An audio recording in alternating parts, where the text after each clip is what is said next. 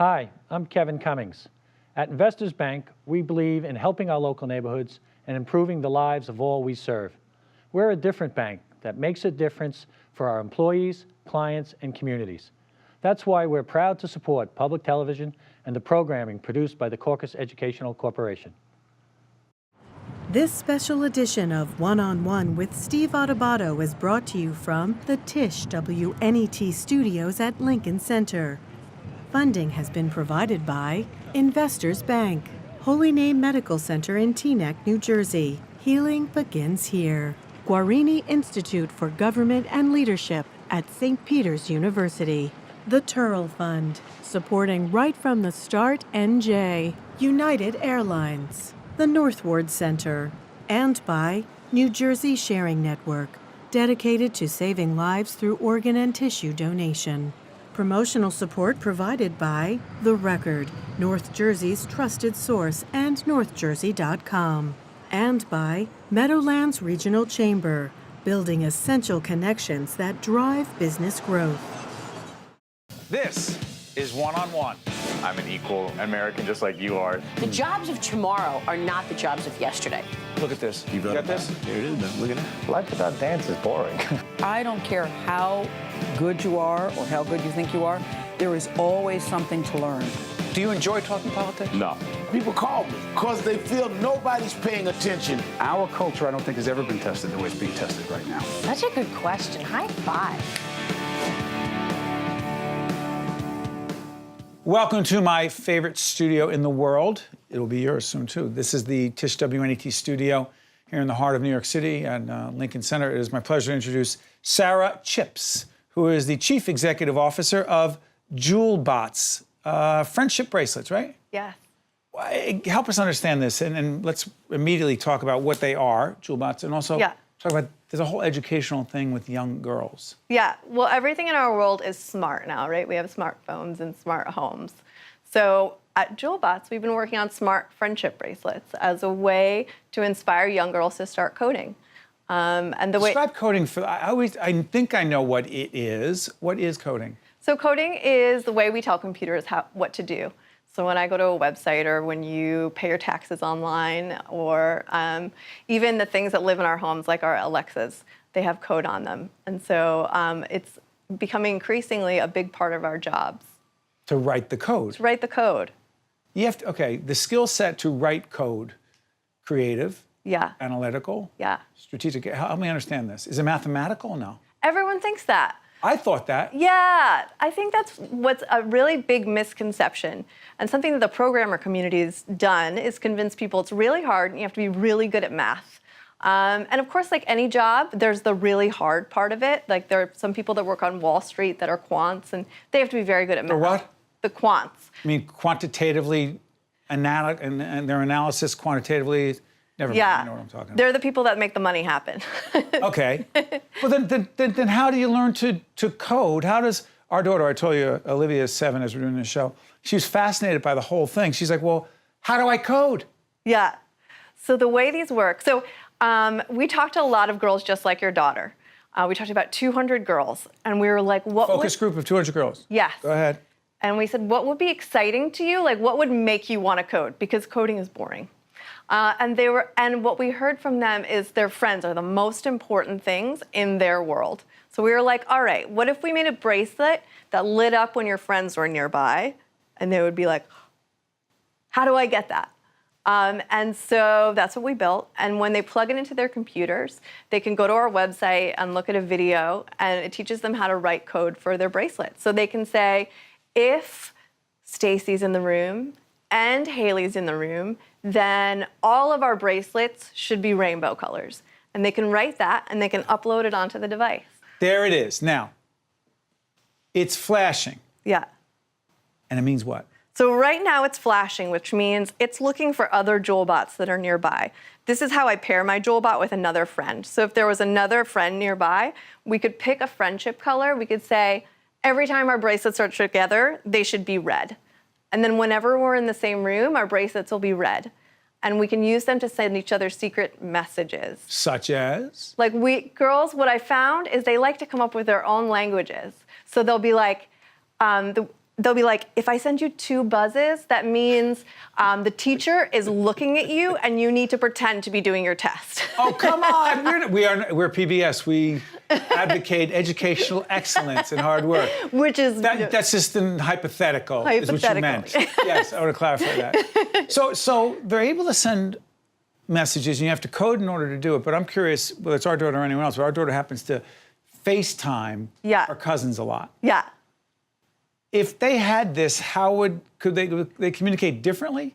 Well, if their cousins were if they were in the same building, so first of all, you don't have to code in order to play with them. So you can play with them without coding. Right. But if you wanted to code them, you could do things with your cousins like make a game.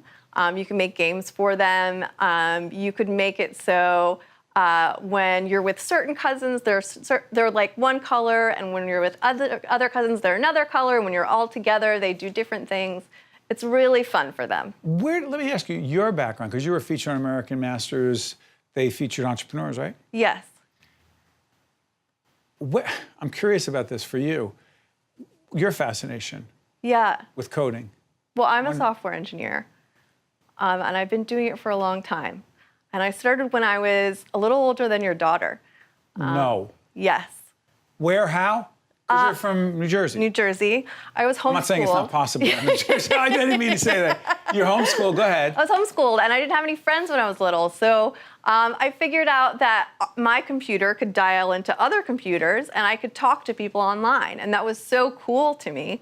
So I figured out how to do that, and then I started coding with people on these things called bulletin board services, which is what we had before the internet. And I just fell in love with computing. Was there a teacher that had an influence in your life? Yes. I had a teacher, I went to high school, my senior year of high school, Mrs. Gall. Mrs. Gall. Always like to credit teachers. Go ahead. Yeah, that's great. She's still a great computer science teacher at Timothy Christian School in Edison, New Jersey. And she was a great example. She taught us C++. I'm sorry, what? She taught us C++, which is a programming language. And I remember being the only girl in the class, but being really excited, seeing what a great example Mrs. Gall was. She made it really easy. You don't do this. For me, I sometimes think there's a whole world going on that I don't understand. And as I listen to you, I realize I'm right. There is. And let me ask you, what I'm curious about is this. I'm a student of it, fascinated by it, but mostly interpersonal communication. Yeah. Before I let you go, this and other mechanisms where younger people, kids and older, communicate in ways that are not interpersonal. Do you ever worry about, I know it's a philosophical question, an important one, you ever worry about our ability or their ultimate ability to interact interpersonally? Yes, of course. But I think that is our nature as we see the world evolve. I'm sure that our parents' were really concerned that they were sitting in front of televisions all the time and worried that they wouldn't communicate well. And it turns out they evolved into it. And I'm sure the next generation... It's not mutually exclusive is what you're saying. Yes. By the way, help me again. What was it? What is it called? Girls Develop It. What is that? Girl Develop It. See my technology? Boom. There that it is right great. there. That's right. See? That's how you communicate. Yes, it is. Okay, we have our own special broadcasting, PBS. Secret language. Go ahead. Go ahead. Girls Develop It. Go ahead. Yeah, so Girl Develop It is a nonprofit organization that I helped start in 2010 that teaches adult women how to code. Really? Yes. It started here in New York, but now it's in over 60 cities around the world. It's taught almost 100,000 women how to code. And Jewelbots was born of it because we heard from our students, adults, that they didn't know what an engineer was until they were in college. And I was like, why did that happen to you? Like, how can we make sure that girls know younger? You are very much into younger girls, more mature ladies, women, learning, growing, developing, reaching their potential. It's very inspiring. Thank you. Now I know why the folks at American Masters had you in their #Inspiring Women web series. That's great. Sara Chipps is the CEO of Jewelbots. I want to thank you so much. To watch more one-on-one with Steve Adubato, find us online and follow us on social media. We're pleased to be joined by our good friend Beverly Lynn, CEO, Programs for Parents, which is, tell folks. Programs for Parents is a child care resource and referral agency here in Essex County, and we have sister agencies in every county in New Jersey. And we all do pretty much the same thing, is making sure that families have access to child care subsidies. They would come to our office, parents who are working or in school and needed child care, to find out whether they're eligible for child care subsidies, and those subsidies help pay the cost of child care. So let's break this down a little bit. You've been part of our Right from the Start NJ series, our public awareness campaign. And by the way, go on our website right now. Get important information on that site, Right from the Start NJ. You see it on your screen. It's got articles, research, resources, and by the way, your organizations would be tied to that as well. What do we mean by finding out about the child care subsidy? What is it? Why does it matter? And why wouldn't people somehow know about it? Well, unfortunately, people have children and they're just not aware. They know at some point they need child care if they're working or in school, but they don't know how to go about looking for it. What's the subsidy? The child care subsidy is actually a dollar amount that they're eligible for if they meet the eligibility criteria. From the state of New Jersey. It's all funded by federal dollars. So it's Washington, D.C. sends dollars to the state in the form of this thing called the child care subsidy. That's correct. It's called the Child Care Development Block Grant. Say it again? Child Care Development Block Grant. It's a block of money. Yes. How does it get distributed?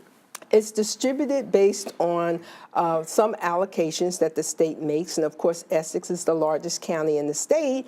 And so we probably get a higher proportion than other counties based on the income and some other demographic information. So we're serving about 10,000 children in Essex County. How does it help? How does this subsidy, the child care subsidy, actually help a family and those children, you know, birth to 3, get what they need? Well, there are 2 parts to it. One is helping parents pay for child care. So wherever you go, you're going to have to pay unless you're going to a Head Start agency. And so when parents look at that cost, it could typically be anywhere from $7,000 to $12,000 a year. Prohibitive. Prohibitive. In fact, I think the higher level is probably in line with tuition for one of our universities. Wow. So unless you are doing pretty well financially, you really can't afford the full cost. And the subsidy helps to offset that. It does not pay for the full cost. Parents must pay a co-payment, meaning that there's a certain amount of that allocation that parents have to pay if they're working or in school. If they're at or below 100% of the federal poverty level, there is no co-pay. However, if you're above that level, then yes, you have to contribute. The other part of this, Beverly, I'm curious about, and we've been a part of a variety of forums that talk about these issues, and you're part of our Right from the Start NJ family, and we can't thank you enough for that. But one of the issues that kept coming up in one of the forums is advice to parents on how to select, how to pick the appropriate child care facility for their individual 1, 2, 3-year-old.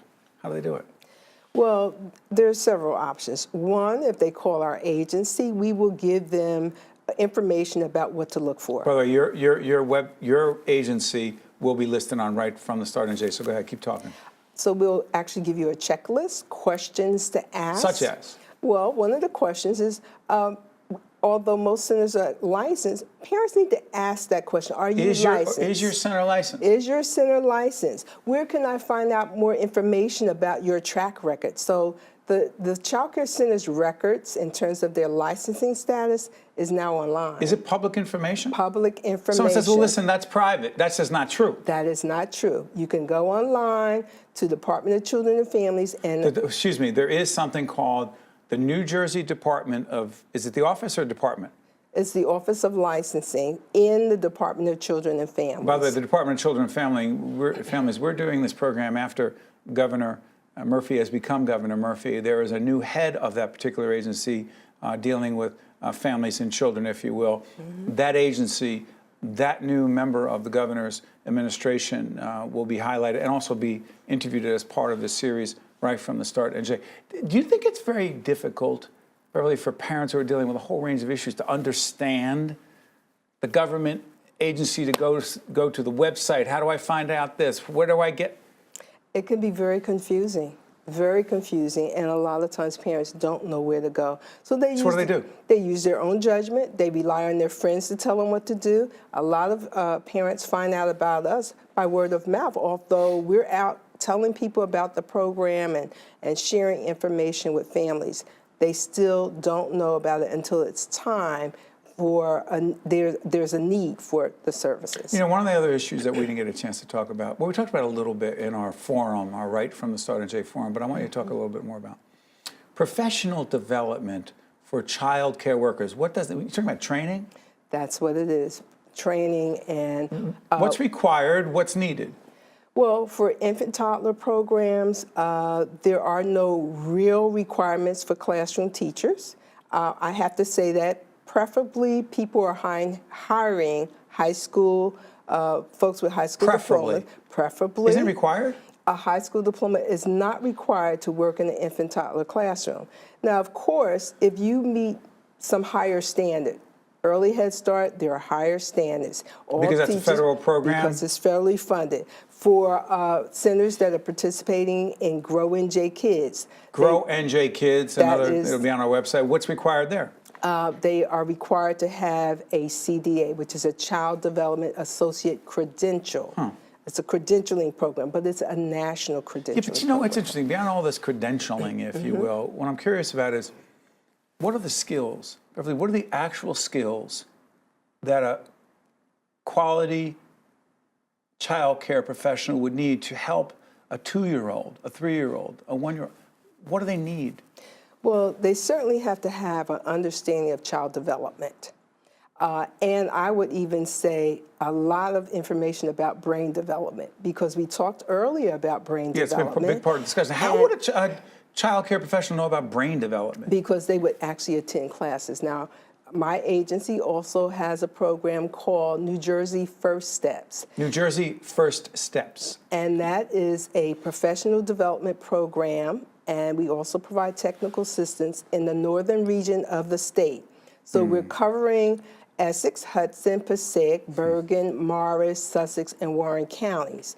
We have staff who are trained. They are infant toddler specialists. They are credentialed. They will go out to their a center or even a home provider and provide assistance, technical assistance, resources, information, and we also provide training. So our goal, our responsibility is to go into those programs and make sure they understand child development and brain development and understand what their role is in terms of building those positive relationships. Beverly, I want to thank you for being part of the Right from the Start NJ public awareness campaign initiative, because you add so much and the work you do every day matters so much. Thank you so much. Thank you. Appreciate it.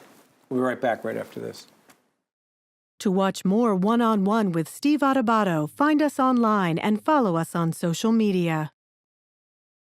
We're pleased to welcome Stephanie Wilchfort, who is President and Chief Executive Officer of Brooklyn Children's Museum. How are you doing? I'm well. I'm so delighted to be here. I started my career at Channel 13, and I love public television. Well, we appreciate you being here. We appreciate you were in development. I was in development. Now you're still in development.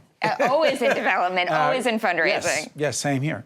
So can you describe your operation? Yeah, well, Brooklyn Children's Museum is the first cultural experience for most children in Brooklyn and many children beyond. And we're the first place that children might come to see a contemporary art show, hear a performance, touch an animal for the first time, or experience a festival or tradition or culture of another culture. Why is that so important for these kids? Well, you know, kids absorb their earliest experiences in a very serious way. And so what we want to be promoting is lifelong cultural engagement. We want to be inspiring kids to go to other cultural institutions and to continue to go to cultural institutions throughout their lives as a second home, as a place of respite and comfort and joy and inspiration. We're going to show some photos here. Take us through this. Some of the exhibits, some of the things that children would see in the museum would be? Talk us through it. By the way, when you see it here, we'll talk it through. Go ahead. Sure. So the centerpiece of the museum is called World Brooklyn, and that is a replica street in Brooklyn with real storefronts, real Brooklyn storefronts, but child-sized. So we've got a real L&B Spumoni Gardens. We've got a real Oa African Market. We've got a real International Grocery Store. We've got a real Don Paco Lopez Panaderia. We're looking at right now Oa African Market. This is a West African import store that is based in Clinton Hill, but we have a replica of it right on our floor.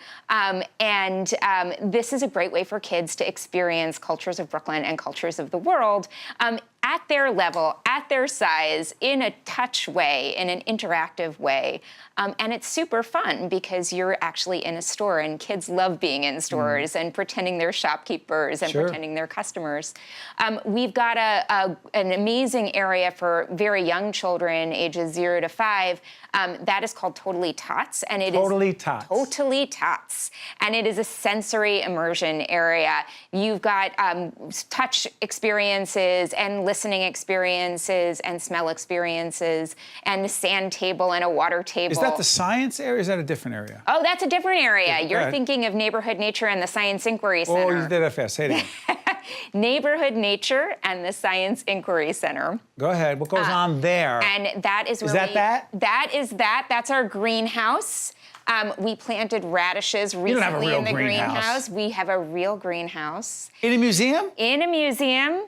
It is actually adjacent to our children's garden, which is going under construction in the next year with funding from the city and the state, and will be rebuilt as an amazing children's garden. What's it like for those kids to see that kind of greenhouse? Yeah, I mean, we don't have a lot of green spaces in the middle of central Brooklyn. We have Prospect Park. Great park. Which is an amazing park and an amazing resource. But if it's cold outside, you've got to come to our greenhouse to have green space. And it's also a very sensory space. So it's a space where kids can actually touch the plants. They can smell the plants. They can learn something about the plants. They can have a free roaming experience. So it doesn't need to be sitting down with a teacher the way it is in school. This is not a school experience. This is informal learning. This is kids having their own self-guided experience in a cultural space. The museum has some collections, correct? Yes, we have 30,000 objects in our collection. 30,000? 30,000. Many of them were deaccessioned from Brooklyn Museum in the 1930s and again in the 1970s. And so we have a long history of accepting things that Brooklyn Museum was ready to part with. But that's amazing because it means we have authentic objects. We have real things, but they're not inherently valuable. So kids can touch them. Kids can have a really close looking experience with these objects, but they're real. And that is a very special thing. Every Sunday at the museum, we do a program called Holding History. We take objects out of the collection, and we let kids sit with them and just experience them and touch them and hold them with our collections What's coming up at the museum? Yeah, so April 1st to 8th is Earth Week at the museum. It coincides with spring break. We know that families need a place to go during spring break when there are so many days off of school. So we do an entire week of science and nature programming that week. It is all environmental education programs. Come, it's a great time. We're all tied to nature. And that week, which is a lot of people are focused more on the environment, even though it should be 52 weeks a year. That's the connection. That's a special week. Yeah, people are thinking about spring. Spring is springing. It's right before Earth Day.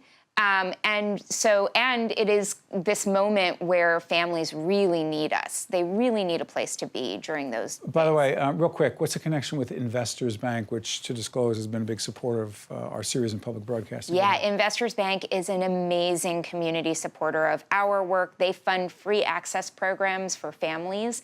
So every Thursday, our museum is free to the public from 2 p.m. to 6 p.m., and Investors is supporting that effort. Investors also supports our efforts to keep the museum free to children in Head Start programs through our partnership with Cool Culture, and to provide free service to public schools in Central Brooklyn. Before I let you out of here, you've been the CEO here for a few years. You've learned an awful lot of things. As a student of leadership, I'm fascinated by people's perception or as to what it takes to be a great leader. What's the #1 leadership lesson you have learned in your work? Oh, teamwork. I mean, you know, I am a Does it take a village? It does take a village, at our institution especially. We are a small community museum in Crown Heights. We have to be working together and rowing the ship all in the same direction because there are not so many of us working in this institution. So working as a team is absolutely imperative, and listening and learning from your teammates is huge for us, especially because many of the people who work at the museum are also members of our community. Let me also say this, and you'll appreciate this as a former member of our family in public television here at WNET. It takes a village here as well. And we got very talented people here every day who makes this happen. One more time, I want to make it clear that Stephanie Wilchfort is the president and CEO of Brooklyn Children's Museum. Go check it out over in Crown Heights on Brooklyn Avenue. I want to thank you so much. Thank you so much. Stay right there. Yeah. That was great. All right. One-on-One with Steve Adubato has been a production of the CAUCUS Educational Corporation, celebrating over 25 years of broadcast excellence.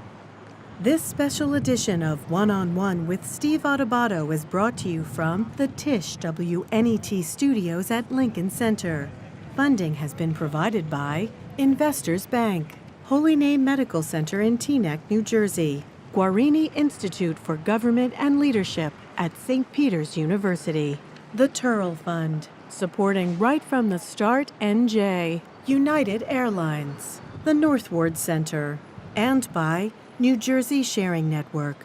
Transportation provided by Airbrook Limousine, serving the metropolitan New York, New Jersey area. Our world relies on secure digital systems. What's vulnerable? Everything. Infrastructure, finance, national security. Everything is connected, so everything is at risk. Cybersecurity experts are needed in every industry. St. Peter's University Cybersecurity Master's Degree Program and Premier Cyber Center identifies threats and combats attacks. To secure the future, be a part of building it with St. Peter's University Cybersecurity Program.